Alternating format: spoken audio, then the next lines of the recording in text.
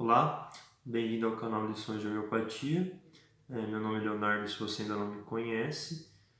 Mais uma vez, vamos fazer mais um vídeo, acho que o último da nossa série, né, para os que não gostam da homeopatia. E esse, como eu havia dito, é um vídeo onde eu vou trazer um pouco de trabalhos científicos, né, estudos científicos,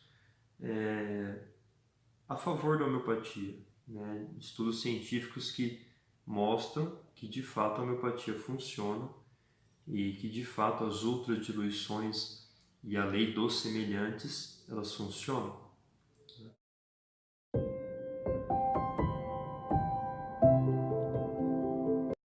Então, inicialmente, eu queria trazer um trabalho muito bom, Dr. Paolo Bellavitch, né? É um trabalho que chama As Evidências a Favor da Homeopatia e as Ciências Básicas.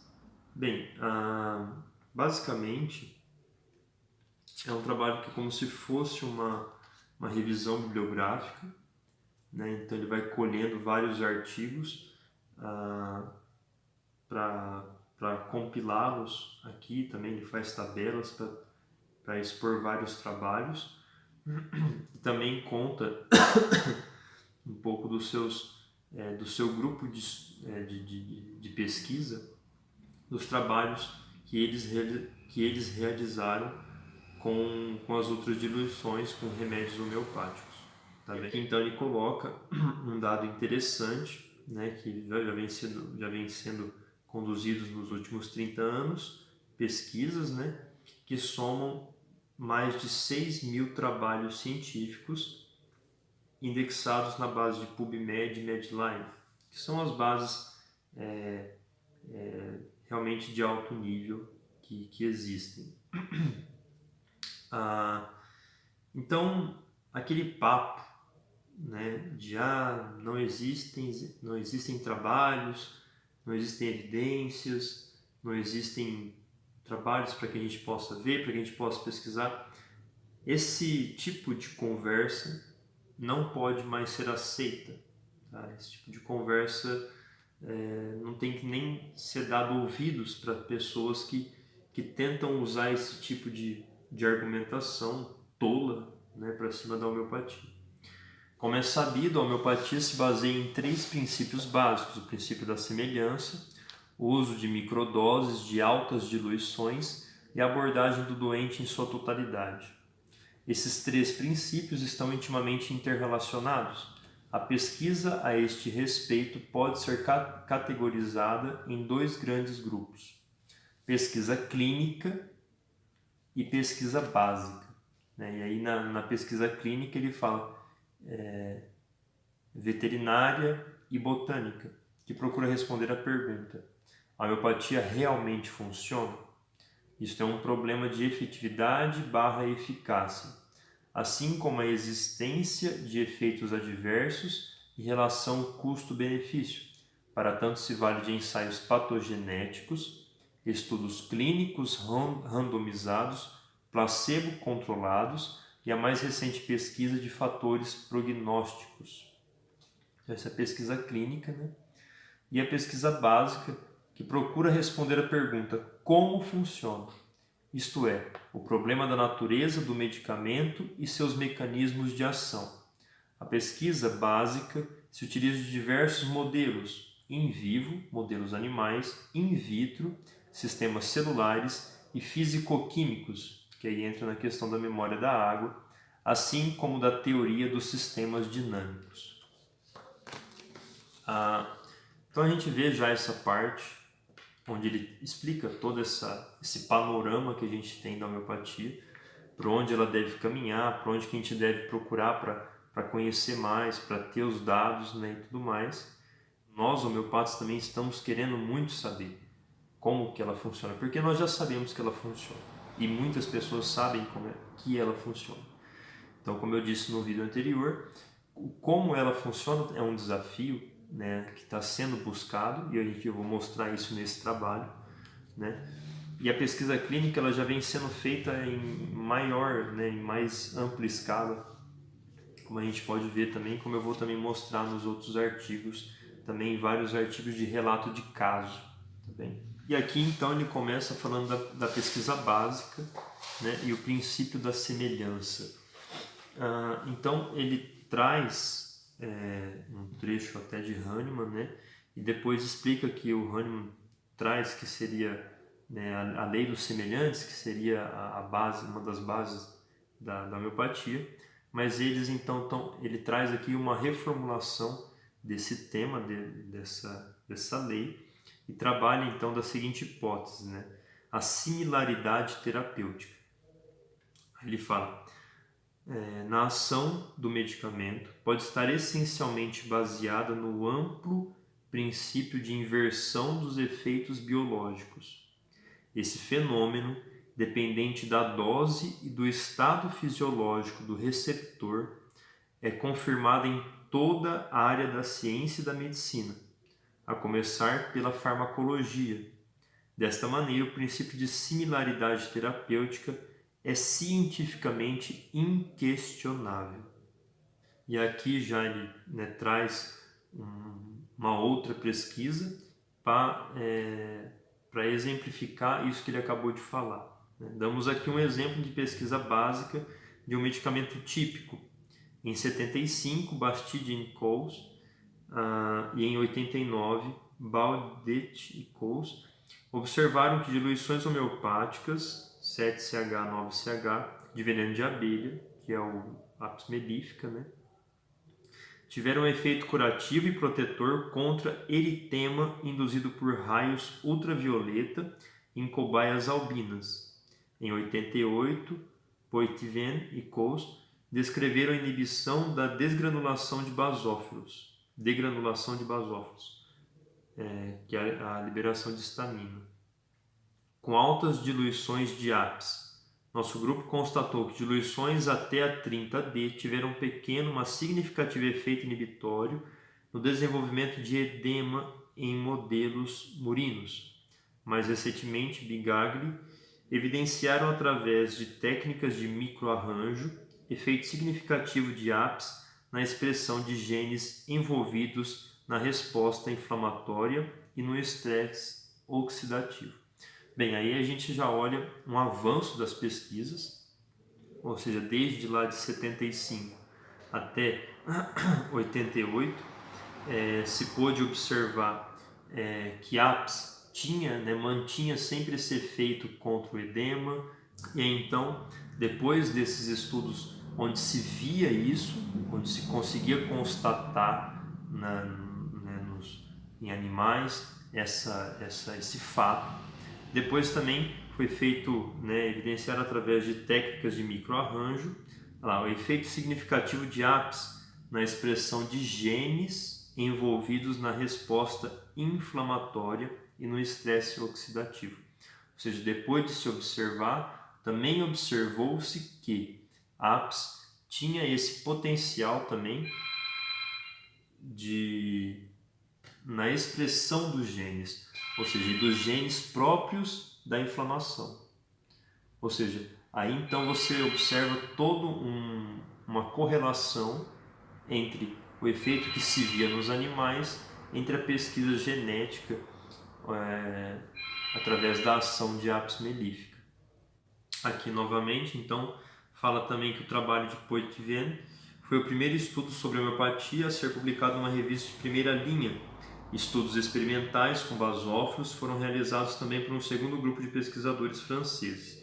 De modo geral, foi observado que a degranulação induzida por diversos alérgenos foi inibida por diluições homeopáticas de Apis e histamino.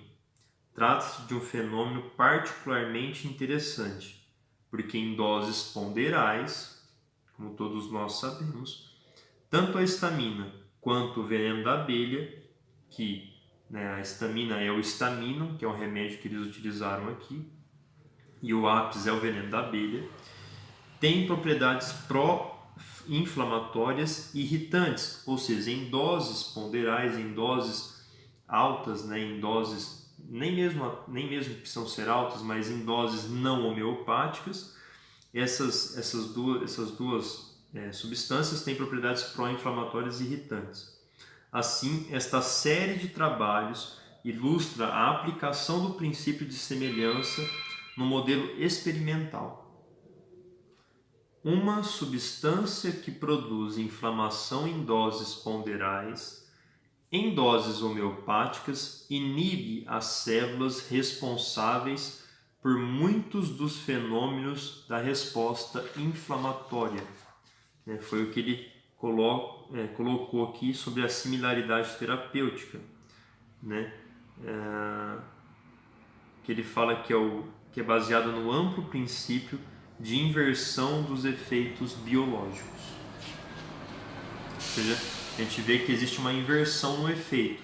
Depois que ele transforma aquele remédio, aquele medicamento, aquela droga, na verdade, né? Aquela substância em homeopática, o efeito da mesma se torna inverso àquilo que em doses ponderais ela fazia. E aí então entra uma parte aqui do trabalho onde ele compila vários e vários outros trabalhos em tabelas para mostrar essa inversão dos efeitos. Então ele traz aqui, essa inversão dos efeitos foi também relatada em diversos estudos, com diferente desenho experimental. Então aqui, na tabela 2, descrevemos efeitos opostos em animais e plantas. Então eu vou colocar agora a tabela 2 aí para você dar uma olhada.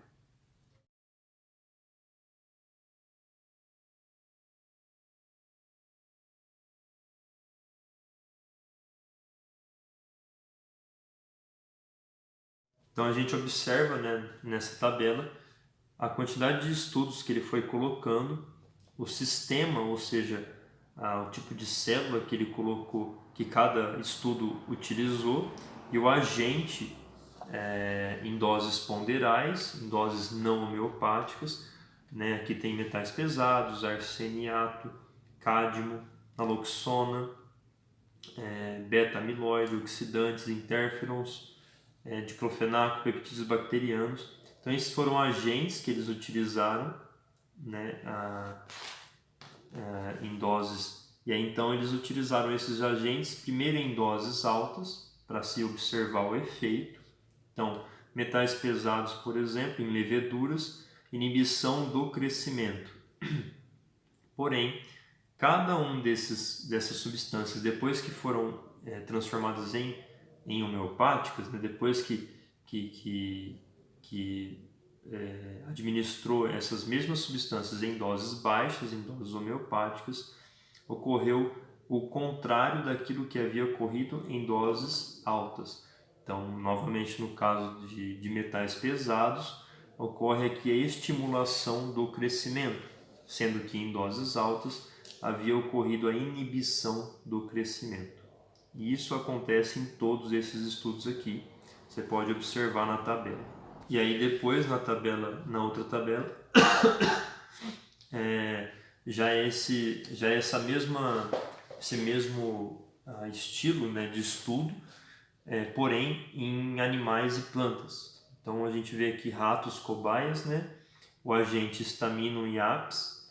Então o efeito convencional desses agentes, como a gente tinha visto, é pró-inflamatório e efeito homeopático, redução dos sintomas inflamatórios. Ratos e camundongos, arsênico, toxicidade geral e hepática, que é o efeito convencional do arsênico. Proteção contra intoxicação, que é o efeito homeopático. Ratos, nus vomica, que é um agente também. A inibição do sistema nervoso, porque a nus vomica, né, traz a estricnina. E aí, então, no efeito homeopático, redução da duração do sono. Depois, então, também nós temos ratos, ácido acetil salicílico, antitrombótico, e depois, então, novamente no efeito homeopático, pró-trombótico. Ratos, depois girinos, ratos, camundongos, trigo, e sempre exatamente a mesma coisa. Então aqui em girinos, né, foi dada a tiroxina, aumento da taxa de metamorfose, e quando ela estava em homeopático, inibição da metamorfose. Então são vários estudos, né? E tem estudos até antigos e até mais novos também, então até 2014, 2013, a 2012. Então, existe uma ampla gama de estudos mostrando que, de fato, acontece alguma coisa, né? Inicialmente acontece algo, ou seja, você não está dando só água, já alguma coisa ali acontece, uma coisa ali muda, né? E aí, então você observa que o mais interessante é que, além de mudar, ela faz exatamente o contrário que a droga em doses ponderais estava fazendo. E depois, numa outra parte aqui, porque o artigo, né, o trabalho é bem grande, na parte final do artigo dele, ele vai trazer a modulação, né, o local onde se acha que esses homeopáticos agem, com trabalhos mostrando a modulação genética dos remédios homeopáticos.